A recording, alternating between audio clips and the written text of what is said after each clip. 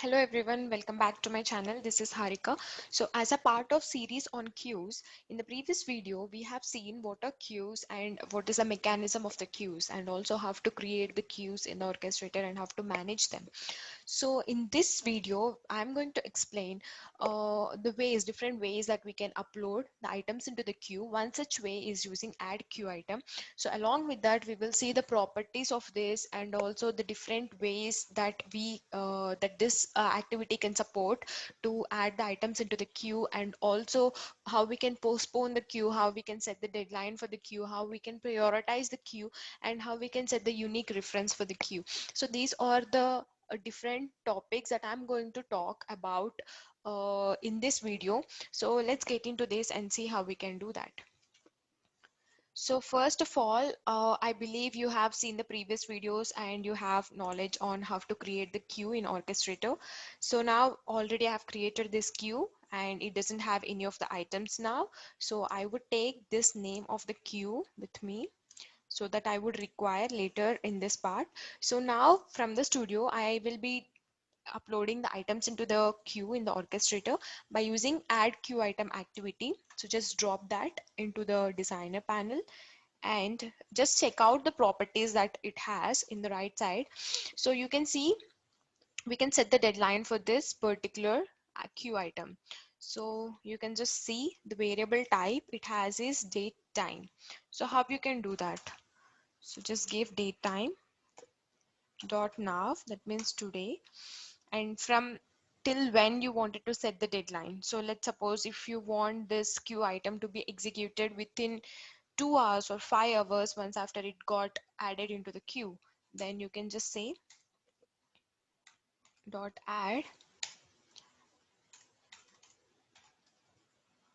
Here we have hours, so you can just say 2 hours. So that's how it will be. Let's suppose if you wanted to be more specific, like you want this to be executed after 2 hours, 10 minutes and some seconds. So then you can put it in the form of time span. So if you just see, it shows the value has to be time span, right? So you can just say new system dot time span. And now this time span has certain values that it will take as an input. So you can see there are 5 different types you can give as an input. You can give ticks, you can give hours, minutes and seconds. So I would go for this. So I want this to be set for 2 hours.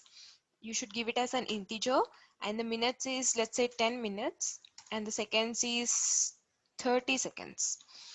Okay, so I want this as the time span. And the next one is item information. So this can be given as an collection. So if you just see here, we should give it as an argument. So let's suppose I wanted to give employee name, and the value, I can give the value here which will go as an input, and then I can give employee location.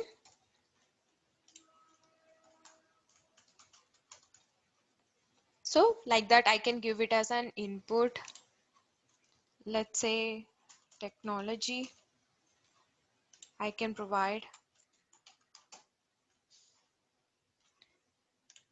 So after which we have collection. So let's look into the collection next time, because we have already given the item information here. So this can be given as a string or boolean or integer or date time. So all these 4 are acceptable in case of item information, but in case of collection this should be given as a dictionary.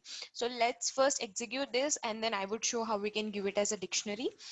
And now we can postpone this also. So we have kept a deadline, and if you give a postpone, so the queue should be executed after it reaches the postpone time and before the deadline. So let's suppose this also works just like the deadline. It has the daytime, and so I wanted this to be postponed, let's say 1 hour. So this will not be executed before 1 hour. I would say add hours. So in this case, my queue will be executed after 1 hour, but it should be finished before 2 hours. So that's how it will work. And now, if I set the priority, there are three different types of priority: high, normal, and low. So you can set any of them based on your requirement. And the queue name which I have copied from there, that I would be pasting here. And unique reference, this we would be talking about this. And also we have something called as orchestrator folder path. So let's suppose if you see here, the orchestrator is connected to the default folder. So if you wanted to access the queue which is there in the different folder, let's suppose if you have the queue in the modern folder, so in such case you have to provide the folder path, otherwise it's not required.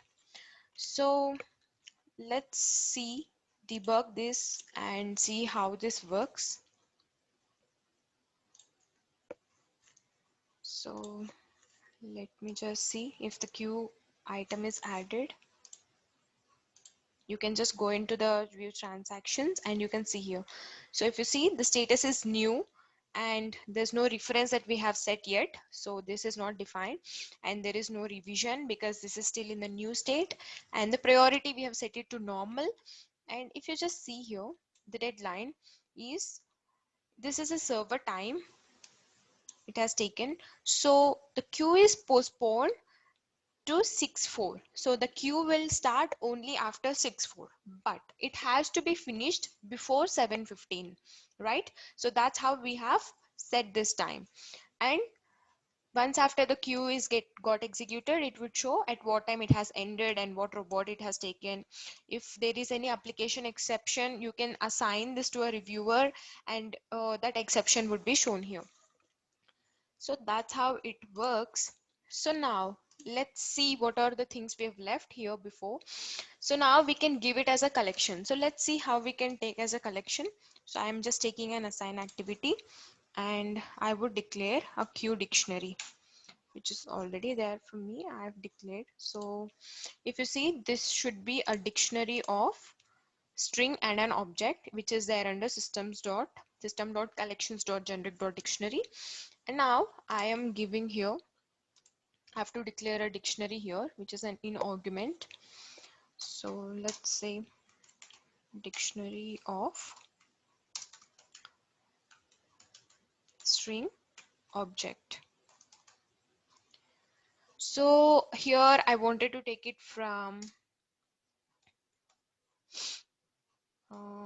let's suppose I have one more field, let's say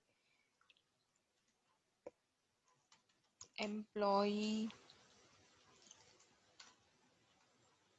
gender, I would take.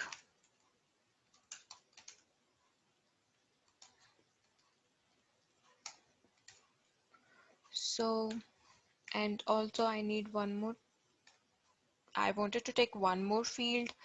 Let's say we've already taken the location. Let's have experience as one more field.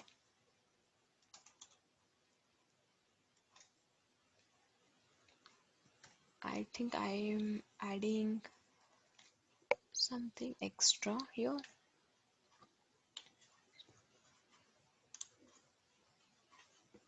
Yes. So I am adding these two fields also. And let's run this now.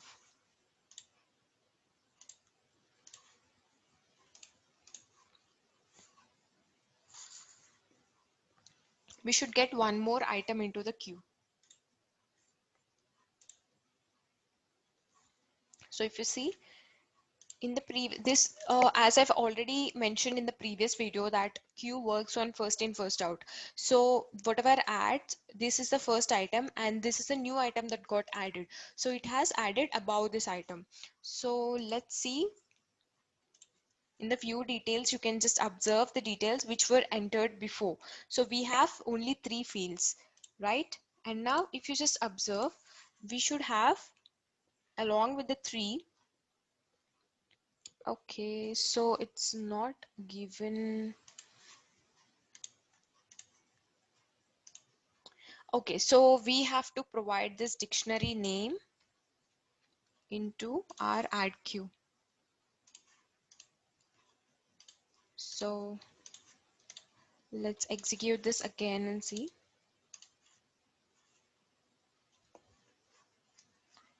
So it should provide the items that's there in the dictionary also this time. So this is the new item that got added. It will always get added in the first place. So if you see, the items which are there along with collection also got added here, right? So that's how it works, these two fields. And now let's get into the reference part. So before to that, so now we've seen these are the ways that we can provide the information, but this is very limited, right? So do you think we can, if we have a huge data, let's suppose we have an Excel data, in that if you wanted to add the data, then how you can do that? So let's suppose I wanted to take the data from an Excel. So I would take read range, and then inside the project folder I have already an input file. Let me just show you what that file comprises of. So here I've just created some fields. So these are the data that this input file holds as of now. So now I wanted to add all these four data into the queue. So how I can do that? So I am getting the data from the sheet one. Let me just remove the range here. So I would give the name for this as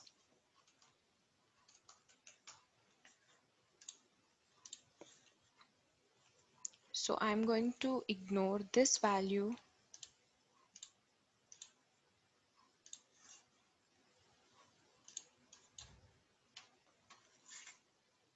and in the collection now here the value that goes into employee name, that I have to choose it from the fields. So let's suppose I would say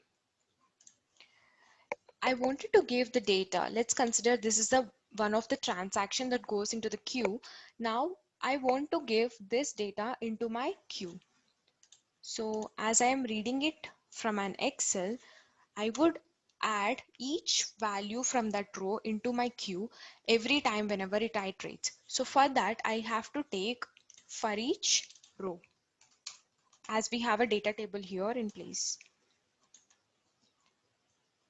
So I would add the data for each row in that data table. So what is the data table name? DT input.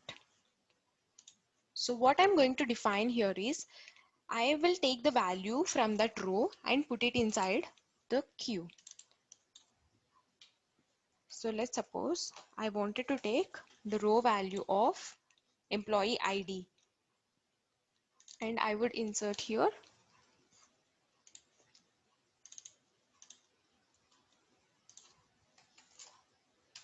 So this is how I would take. And let's remove spaces here. And whatever the employee name that you are taking here, that should goes in the same way, just like row of employee name dot toString. So we are just mapping the name, what is there with the value. Similarly, we have city.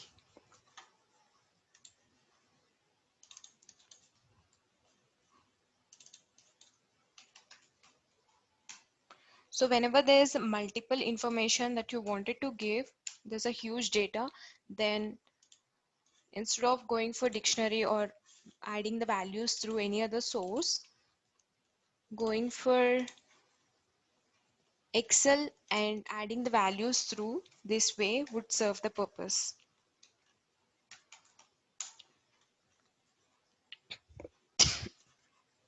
Excuse me. So like this, you can add the values, and I would show how it appears in the queue. So I'm just before to which I am just closing this Excel. So now we have 3 items already, and when I execute this, as we have 4 rows in the Excel, 4 new items have to be created here. So I'll just execute this.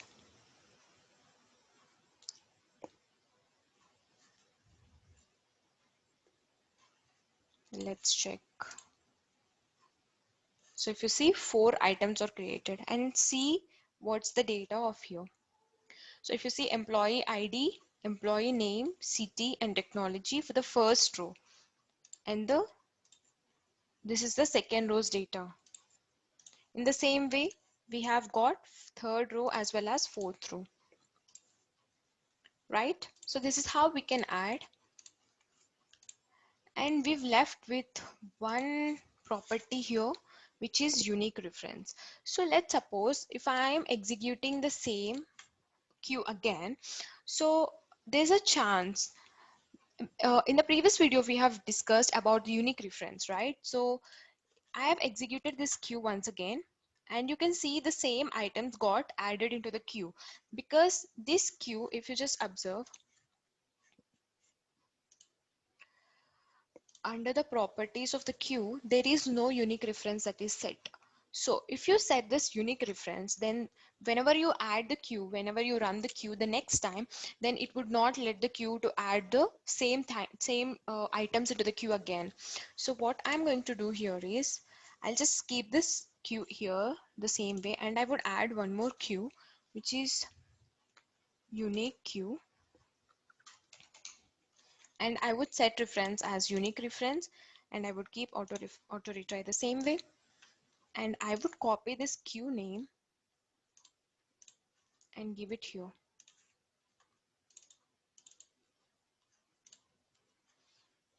And if you're giving that unique reference there, then you have to provide the reference value at this place, right? So let me just do one thing.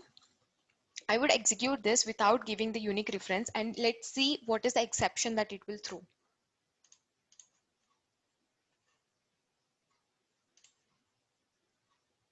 So if you see, error creating transaction reference is required for unique reference queues, right? So that means it's telling us to provide the unique reference. So if you just observe in the Excel, let's come to the Excel. What could be the unique reference that we can provide from here? So employee name can be duplicate. There's a chances that same employee can be there, and city, it's very common, and technology also very common. So that's why what I'm going to do, I'll copy the same employee name here, but I would give 5 as the employee ID. So there are chances that employee ID can be unique. So that's why I'm going ahead and providing employee ID as a unique reference key here in the property panel. So how can I do that? I can provide row of, you should take the same,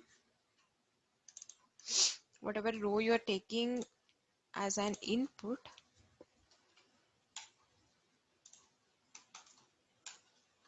So this is the employee ID is the unique reference that I'm considering as of now. Oh, I haven't saved it. Okay, let it be. And I'm executing this file.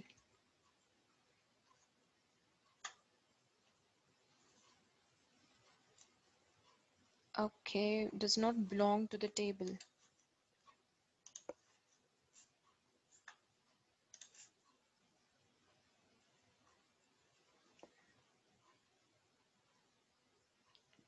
I believe we have deleted this dictionary.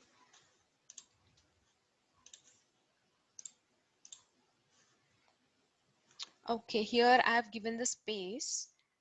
Let me just copy the same thing and provide it over here.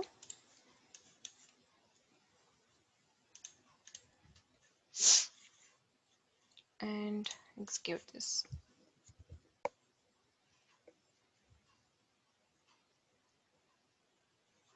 So we should be getting 4 items into the transactions.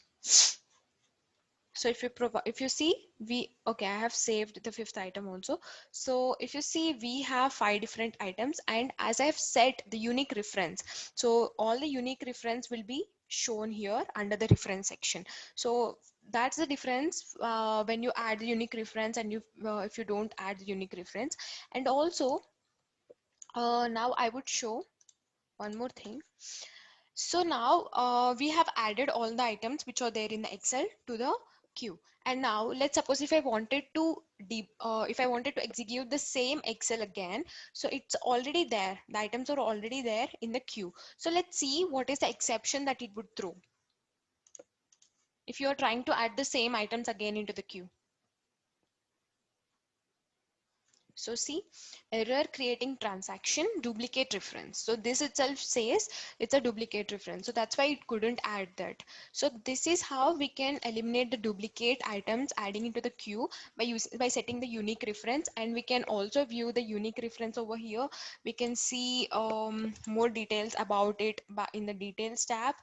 So that's how it works, guys. So I can say this is the best way to maintain the to avoid the duplicacy in the queue items, and to maintain, like, whenever there is some redundancy you can go for it.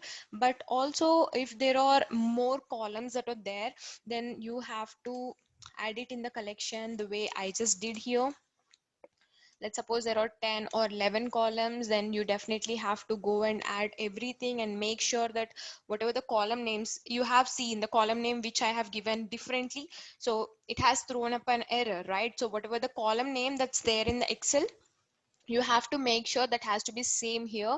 So that's how you have to do. That's the only disadvantage with respect to add queue item.